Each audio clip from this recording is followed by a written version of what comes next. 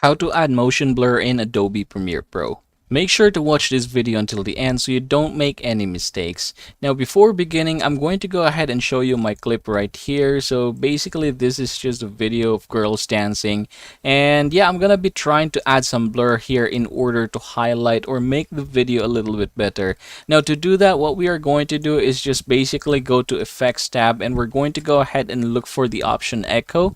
This one right here, I'm going to go ahead and add it. Now after doing so, you should see something like this. Now we're going to fix that. Click the video again or clip, and we're going to go ahead and open our effects controls.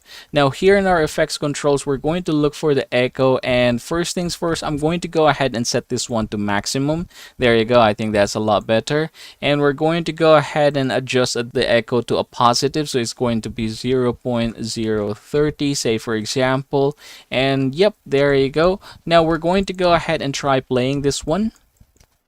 Alright, there you go. I think that is smooth, and I think that's very good. And that is how to add motion blur in Adobe Premiere Pro.